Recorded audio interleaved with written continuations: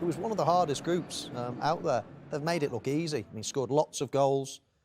I think Jurgen Klopp will be delighted because when you're going into the Christmas period, loads of games coming thick and fast, just to be able to give some players, some breaks. It's great to get it wrapped up early because it's not been the case in recent seasons. Liverpool have made their fans sweat, but today, or so far this season, they've been absolutely exemplary. It's a good point. I mean, in the context of the wider season and being able to pick and choose who you want to play in the last couple of games in the group is important for Jurgen. Oh, huge. And he'll be sitting there and he'll be able to be relaxed now. And the team will be able to relax. And that's a big point because mentally you have to get yourself up every single couple of days when you've got Champions League fixtures coming thick and fast as well. And the last phase of this, the group stages, they can chill now. You can put out a weakened team if you want to, again, put minutes into people, as Crouchy mentioned there. It's a great position to be. It's the dream position to be at this stage. It's a shame it petered out there, wasn't it? After sort of half an hour or so, we were thinking, here we go. This is it was, but that's football. Absolutely. I'll tell you what else is football at the moment.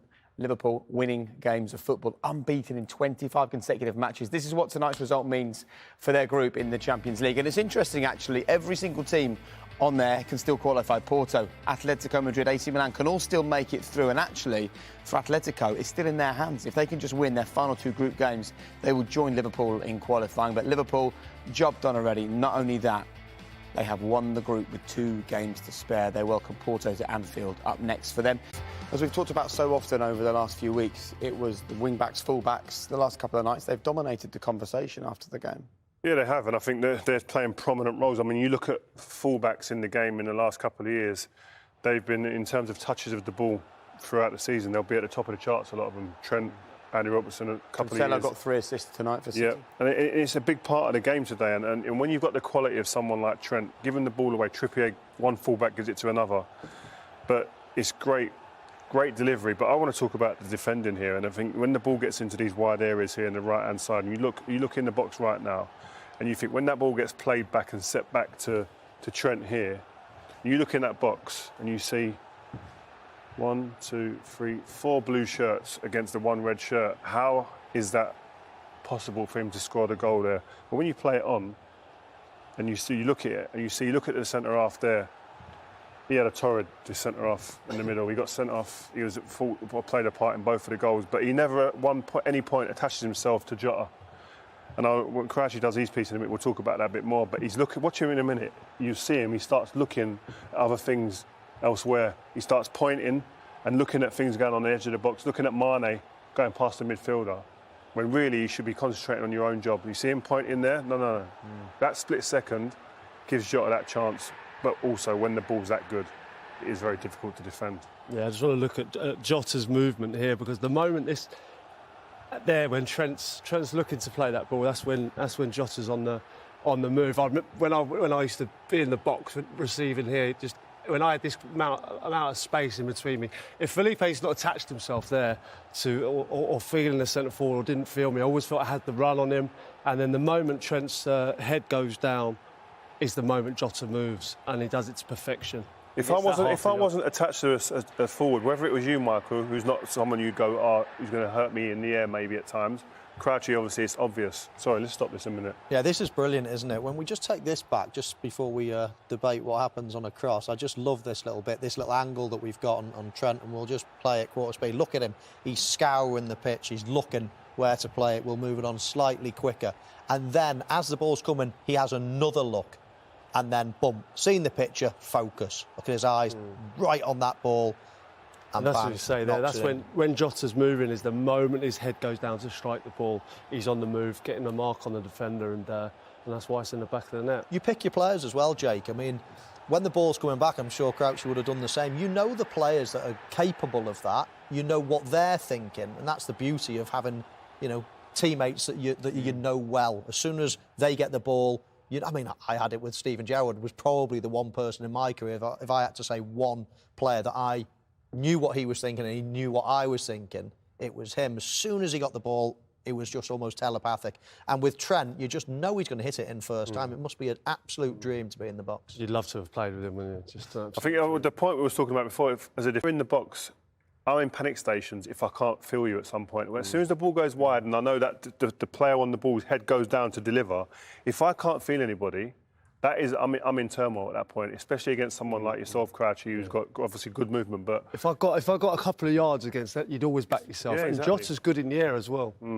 So interesting, isn't it, having this system to work with? Because the game happens so fast. Traditionally, we've sort of watched these goals and dissected them. But when you get the chance to slow it down like this, you realise that the world that you all frequented for so long and the world that they're on now, it is the smallest of margins. It's the smallest of looks. It's the smallest of steps left or right that makes all the difference in this game. It does, yeah. I mean, moving away from Rio, mentioned it there, he feels comfort. If he can see me, touch me or whatever it might be. And I'm exactly the opposite to him. I'm trying to get where I can see his number, where he's thinking, oh, where's he gone? Where's he gone? And as soon as he starts looking for me, bump, I'm in front of him again. But I've got the momentum. Well, it's cat and mouse all the time. It's cat and mouse. you remember in training, when we used to be in training, and you used to play no offsides in training sometimes, and it was good for a defender because you had to play with someone like Michael, especially, would cheat and stand offside the whole time. Ruud van Nistelrooy the same.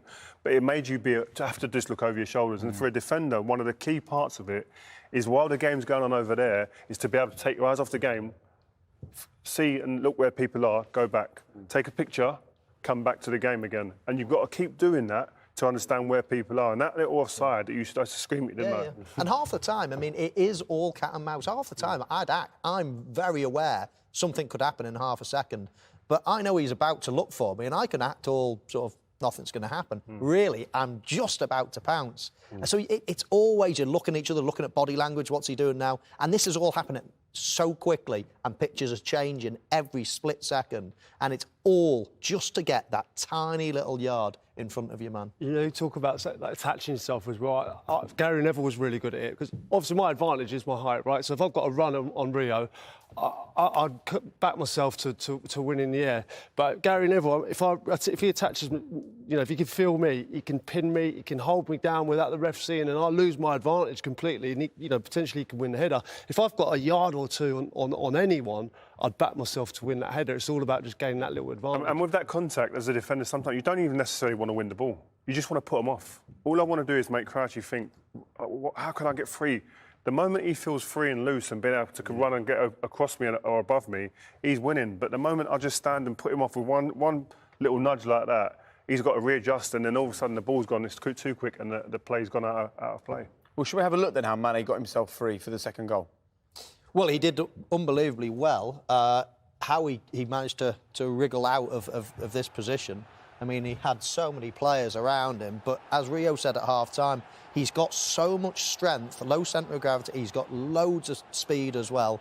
You know, he's got a trick in the book. I mean, he must be a nightmare for a defender to play against. I mean, it's a bit scrappy, the way it bobbles eventually to Trent.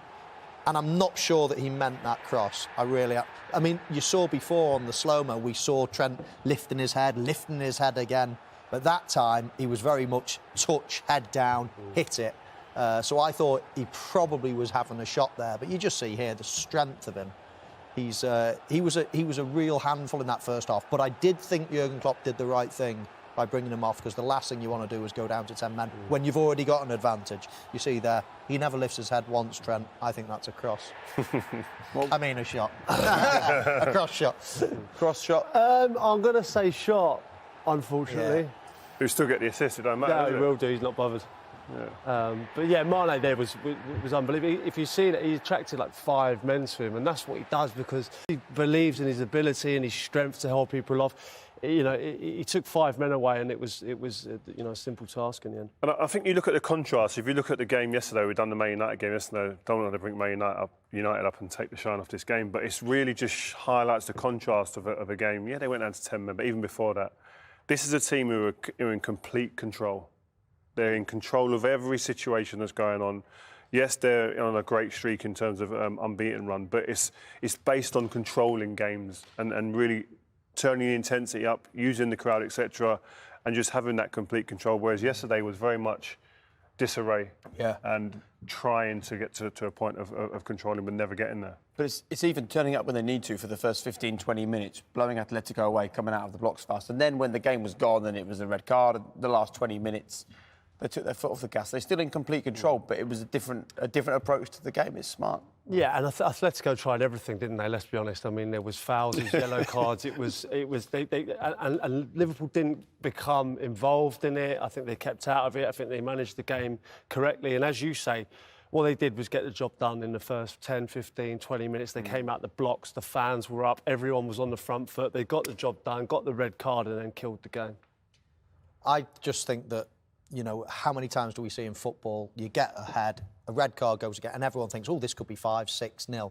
It never happens. There's something subconscious in you that you save your legs, you kill the game a little bit. But I've watched Liverpool now in Europe for a good few years, and me and Ria were discussing it during the game. I mean, at Anfield, European nights, they honestly, they verge on being unbeatable. It's how do you stop that? They are so good and have been for a number of years now. It's almost like, you know, if there is a second leg at Anfield, well, they showed it against Barcelona. If there's a second leg at Anfield, you just can't see them ever getting beaten. I'd go as far as to say I think it will be the ground that everybody would say will be the last one on the list they'd want to go to. You do not want to draw Liverpool. It was amazing when the fans weren't in the stadium how you didn't think that. You know, you actually didn't believe that they could turn it round. And obviously now it's a completely different ballgame because they look back, they're firing and the fans are back in, and it makes Liverpool, they have to be favourites. Yeah, and actually at the moment it doesn't matter where they play, does it? They don't lose games of football. 25 games